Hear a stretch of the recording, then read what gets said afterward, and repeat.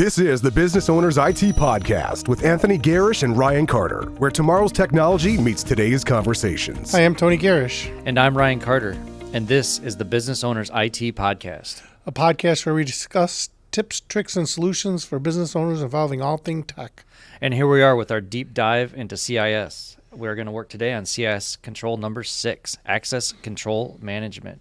And this one here focuses on controlling and limiting access to systems, data, and resources to authorized users, processes, and devices, reducing the risk of unauthorized access. All right, Tony, with your paper there, why don't you take us through? Yeah, I could tell my age here, right? I'd rather use paper than a tablet. Anyways, the key aspects behind CIS Control 6 is access control policies, developing policies around the least privileged, role-based access controls, periodic access review. Sorry for my flipping pages here. Multi-factor authentication, privileged access management, session management, and access audit and reporting. Lots of fun stuff. Lots of fun stuff, yes. So, why don't we talk a little bit about access control policies? Yeah, so, there's a couple ways, right, these days to do access control policies, right? Because now we have the cloud and we have servers, right? So, in the old days we had servers and we would create directories and paths and map drives and have privileges based on, access control policies based on the users that's signing in and what they could get to. And now in today's world we have, we have SharePoint and other things like that where we can do the same thing. It's just it's done a different way. And one of the things with the rollout of Copilot, access control policies are very important because the Copilot AI can find everything, so it's becoming more and more important. So, yeah. Yeah, and that goes back to when we talked about the DLP and adding tags to some of your data. Yep. You really don't want the Copilot to go through some of that data and give all the employees' payroll to just someone that's looking through Copilot. Right. So you just got to realize, that the AI pretty much has access to everything that you have access to. Yep. So when you implement Copilot or any AI solution, you just got to realize it's like a search engine on your computer, and it can see everything. So if you ask the AI a question, you prompt it, it's going to respond to if you have access to it. Yep, it's very powerful. Cool tool, but very powerful. So, yeah. So the next one is we could talk about is least privilege, right? You understand what that means? Least privilege means that you give a person the least amount of privileges necessary to their position. Yep. And, my question for that one actually will go when we do the role-based control too, so... Yeah. So, nobody needs to be an administrator. I'm not an administrator of my PC. If I want to do administrative things, I have a couple options I can do, right? So nobody needs, that's one thing. I don't need access to everything just because I'm the business owner.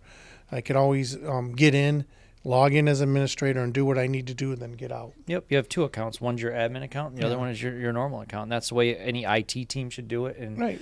That's the way we do it at our clients. It's the right way to do it. And the same thing when you get into Microsoft 365, right? You don't need to be a global admin. I see business owners all the time, I'm a global admin. Well, guess what? If you get compromised, right, and you're a global admin, they're going to take over your Microsoft 365. That's for sure. You don't want to have your accounts that you browse the web with or browse your email with to have any type of admin privileges to anything, because the easiest access in is through those two portals. Yeah. All right. So, so that's just need to make that clear, right? So the next thing is role-based access control. I'll let you run with this one if you have some ideas. Well, actually, we just kind of touched on it, and that was using the two different accounts. Those two kind of almost go hand in hand. Least privilege. Yeah. You just don't give access to only what they need to have access to, and then the role-based access control really does. You want to separate your admin accounts from your normal account. Yeah, and when I think of role-based, I also think of the type of functions that you have in your office, right? So you might have an accounting group, so you would have an accounting group role, right? And all the people that need access to the accounting stuff would be in that role. Mm-hmm. And then, sometimes you have an HR person, the same thing, who's in HR would have access to that role, right? So they would be in a group, right, that when they log in and they're in that group, they would have access to everything they need for that group. And you see it in HR, you see it in accounting. In our case, you might see it. We have a consulting type of group or a common area, so they get the privileges that they need based on their function. Yep. Number 4 is a pretty good one, right? Multi-factor authentication. I can't stress the importance of this. It's good and bad, but multi-factor authentication is very important. And you talk a little bit about how what we think should have 2FA. Well, I think everything should Yeah. have 2FA. But small story is, I don't log into my bank account that often because I just do everything kind of automatically takes it out. I have other ways of doing stuff, and I've noticed now that I've got my mortgage with my bank account, I log in off a lot more to make sure things are paid and taken care of. And I've noticed that my local bank, for my bank account, doesn't have MFA turned on, so I have to question where the security is with that. And Well, Ryan, I would tell you to switch banks because what happens if I mean, you got to assume somebody's on your computer. I'm not gonna lie, the thought's there. Somebody's on your computer. That's it. You just think about that. Somebody's on my computer. Somebody's on my phone. Somebody's on my tablet. Yep. So now they have my just easy access into my bank account. So that is a conversation I'm going to have with them. And if they're not turning it on, yes, I probably will have to switch banks. That is for sure. Yeah, absolutely. Next one is privileged access management. So again, this is coming down to those privileged accounts, right? Where they're talking about, limiting and loose strong authentication. So privileged access management, that means like your administrator accounts and stuff, that you have stricter controls around those. But I would argue too, if your regular accounts are weak, then you can always attack. You can always attack those privileged accounts, right? Yeah. So, again, sometimes we'll go back to number 4, multi-factor authentication. Sometimes people argue and say, well, why don't we just put MFA on our privileged accounts and not? Well, yeah, but that still gives me an opportunity to try to attack because I don't necessarily have to get in as an administrator if I can access administrator data, which doesn't require the 2FA. Yeah, there's man-in-the-middle attacks that you can use to get past that. And you do want to monitor those admin accounts in some way, somehow, to show they're logging in or who's using them. We have ways of doing it. We use IT Glue, and it does show who's looked at the passwords to get into some of those accounts. So we do know at that point. And then, our RMM tool tells us every time someone logs into a computer. So that's a good way that we track what we're doing for you guys. Yep. And we limit it. So, next one, access auditing and reporting. So again, regularly look at the audit logs and, figure out you have to, it's not like a set and forget type of thing, right? So you need to ensure, people need to look at it, right? And make sure that nobody's changed anything. It's, it's a regular process, right? So, you have to have ways to monitor your data, and that's what they're saying here, right? You have to have ways to monitor your data, know that the wrong people aren't getting in. I know sometimes what I do for my customers is we use Threat Locker. Okay, good example. We have storage control on. So I'll go into one of my customers that I work with regularly, and I'll just look. They have a directory that's only for CEOs, and I'll just go do a scan through the logs and look at everybody that's read or looked at something in that drive, right? And I just look to make sure it's the right user. So I do it once in a while. Even in my internal office, I go and I look. I know where my directories are, and I know we block them, but I look and see, okay, is anybody looking at that doesn't belong looking at it? Yeah. Yep. So, and this one leads into Control 8, which we'll get to here in a couple episodes. Yeah, and then next one in this in the controls for this is the periodic access and review, which I just talked about again. Regular review is access control. So, I mean the goal, I guess here, right? So I'll read through the goals unless you have any more to add.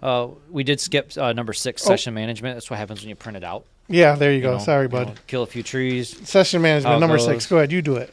Well, this one's monitor and manage user sessions, automatically logging out inactive users or ending unnecessary sessions. This one's pretty simple. I mean, it's not simple, but automatically logging users out, at least turn on that lock screen after 15 minutes or so of inactivity is one of the majors that we do. Yeah. Sorry, guys. I didn't mean to skip that. That's because I'm, No problem. I'm That was an using easy one, paper too. and I'm flipping through. I'm old school. That's okay.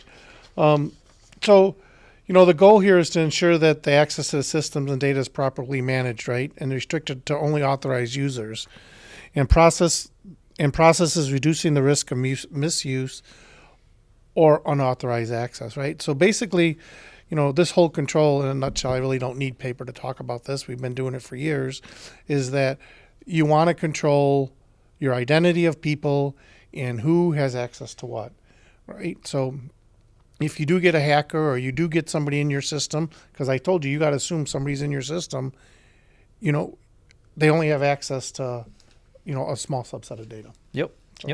So, some key takeaways here is our access policy reviews, make sure multi-factors turn it on. And the third takeaway is I'm going to run this into the tip of the day, and this could blow up real big because we haven't talked about it yet, is single sign-on, and what can you single sign-on? This day and age, a lot of stuff is managed by the web, and they do give that opportunity to be able to use a single sign-on provider for that, which does one of two things for you as a business owner. First one is it limits all those username and passwords that you have. You just have the one.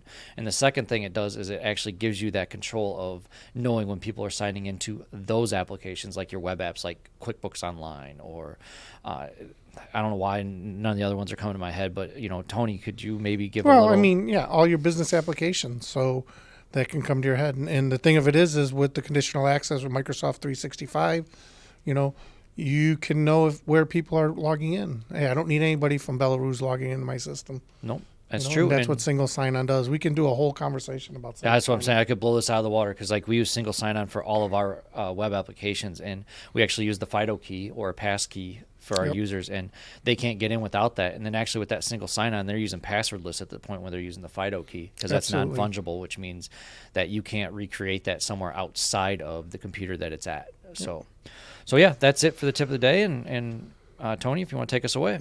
Yep. Okay. I'd like to thank everybody for tuning in to the Business Owners IT podcast, and hope to see you next week.